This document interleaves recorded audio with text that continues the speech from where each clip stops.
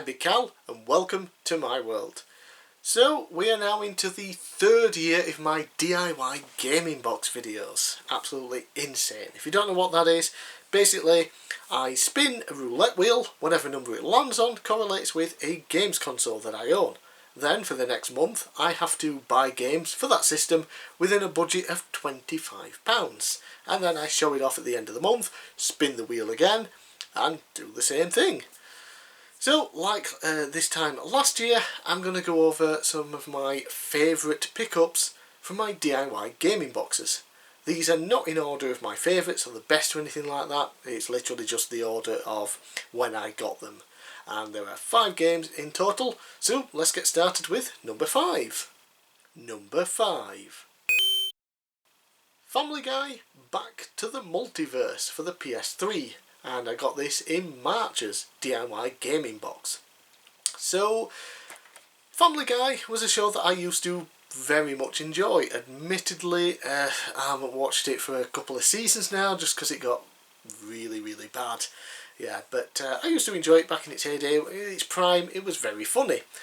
Video game wise, we got one on the Xbox, GameCube, maybe PS2 days. And it was a game of 3 parts. You had Brian, and his levels were all stealth based. Yeah, a bit crappy. You had Peter, which was a beat 'em up. Very crappy. And then you had Stewie, which was an action platformer, and it was very fun.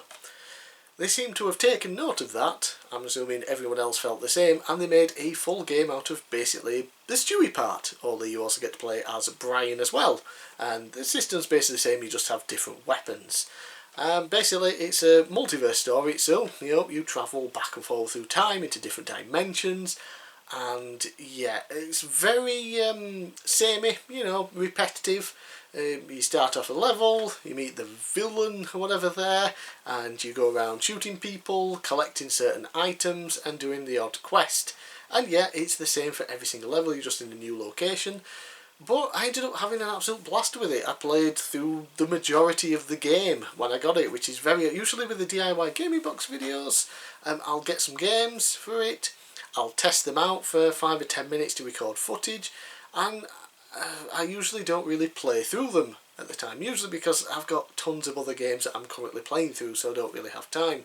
This one, yeah, I really enjoyed it off the get-go and ended up playing an absolute ton of it. So it's a very fun game, especially if you're a Family Guy fan, you'll understand the references and things like that. If you're not, it's still a pretty fun, action platformer that you should check out before it gets too expensive. So there we go. Well, it's time to move on to number 4. Number 4. This one is for the Nintendo Wii, which I got in July, and that is House of the Dead Overkill. And this is the collector's edition, which basically comes in a cardboard box and you get a free comic book based on the series. Nothing that special, but yeah, it was nice and cheap. It only cost like £1 extra compared to the regular version, so picked up the boxed version obviously. It's in good condition. And it's a House of the Dead game. Fun as hell. And of course the Wii, thanks to the Wii remotes and the technology it uses, was great for light gun style shooting games.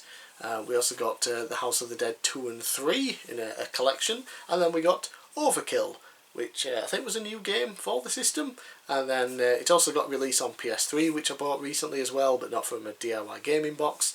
I think that had a bit of added content to it, I'm not sure, but yeah, it's just classic House of the Dead action, the cheesy dialogue, the terrible cutscenes, but the super duper fun shooty action where you kill monsters and zombies. Number 3. Shinobi on the PS2, and this was bought in August. I mentioned it before in the video, but I had no idea there was a 3D Shinobi game on PS2. Not until I discovered it on a demo disc, of all things. Had fun with the demo, looked it up, it was fairly cheap, thought yeah, I'll pick that up at some point. So when PS2 got selected on the DIY gaming box, yeah, I made sure to grab this. And it's a ton of fun. It really is. It can get a little bit difficult, but it's classic Shinobi action, but it's done well, translated into the world of 3D.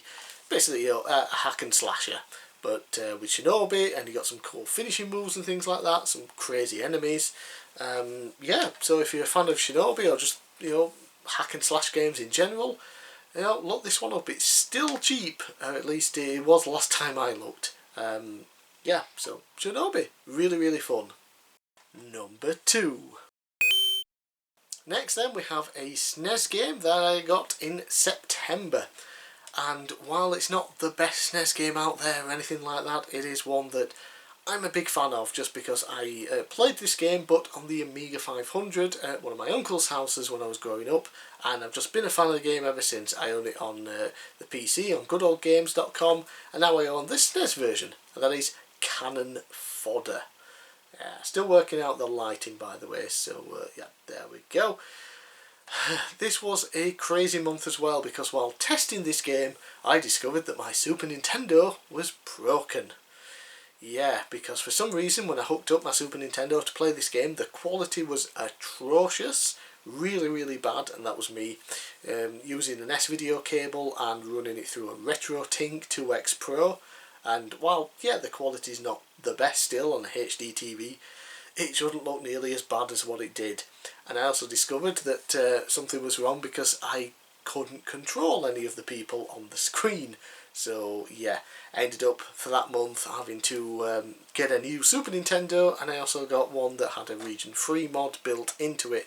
So all's good now. So I've got a really cool new SNES, and was finally able to play Cannon Fodder, play it with a controller or with the Super Nintendo mouse.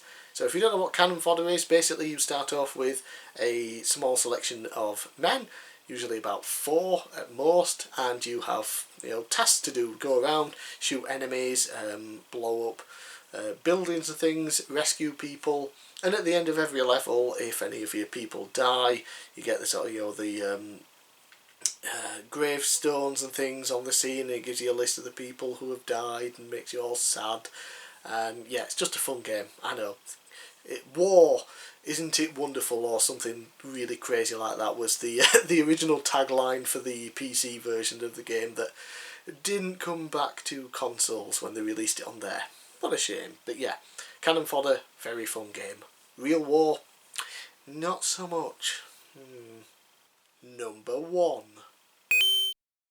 Well, this game was one of the newest ones that I got for the DIY gaming box, because it's from September and it is a PlayStation 4 game.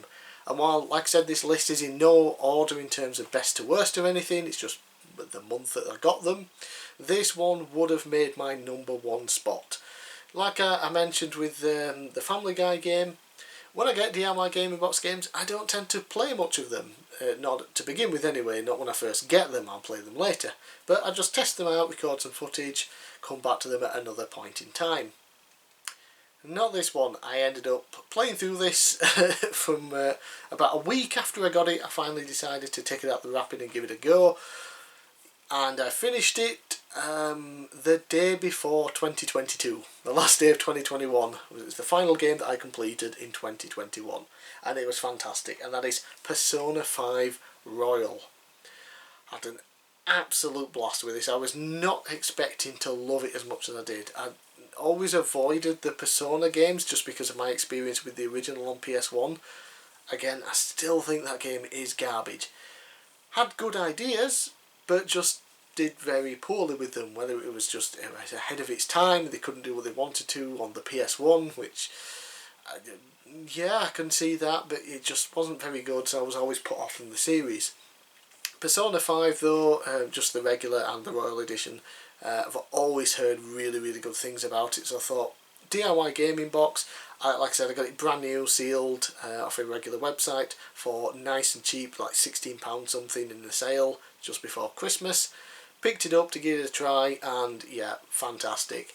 Really fun battle system, the Persona system, mostly good. I enjoy that. I like how you join them together and you get new Persona monsters to fight for you, similar to Dragon Quest monsters. You combine two and get something new, and you can inherit skills and things, and level them up again. Really, really fun. The story was pretty good. Characters, half good, half kind of scrappy, but you know, that's kind of how it always usually is for JRPGs in my opinion. A lot of fun, you can do a lot of stuff outside. It's kind of like your high school simulator where you live out your life as a high school student and, you know, getting relationships with girls, meeting up with guys, learning about them, getting new friends, you know, travelling to different areas near you, doing quests for people, buying items, all that kind of thing. You can go to the cinema, you can go and eat places. Yeah, so it was really, really fun. It was nice. Sometimes when you went through the dungeons and the main part of the game, it's like, oh, I'm sick of fighting now, so you get done with that, and then you get like a breather and you get to do the social stuff. And then once that's like, getting a bit bored with that, let's do the fighty stuff again, and you could. So it was a really nice balance of that. I have since started playing Persona 4 Golden on PC, got it on Steam in the sales. I've almost finished that. I'm on the last part of the game now, the extra bit that you get with Golden. Personally, I don't think it's as good as Persona 5. It's better in a couple of ways. Most of the characters are a lot better than what they are in Persona 5. And the shuffle system after a fight, I really enjoy. Sadly, everything else is a big step down, which I guess is to be expected. That was originally a PlayStation 2 game. Did the original Persona 5 come out on PS3? So there was at least one generation. The PS4 version, the Royal version with extra content, was obviously 2 generations after, so you'd expect a huge jump there. But yeah, Persona 5 Royal had a blast with this. Definitely my pick for my favourite game that I played in 2021. So those are my top 5 favourite pickups from my DIY gaming box videos. Let me know in the comments below what you thought of my top 5. If there were any from any of the other videos last year that you thought might have made my top 5. And, well, I shall see you again at the end of the month for the first DIY gaming box of 2022, where I will be picking up some PlayStation 3 games. Spoiler, it's not going well at the moment. No idea what I'm going to be showing off by then. But, you know, I've got like 3 weeks until then, so I'm sure I'll find something. Right.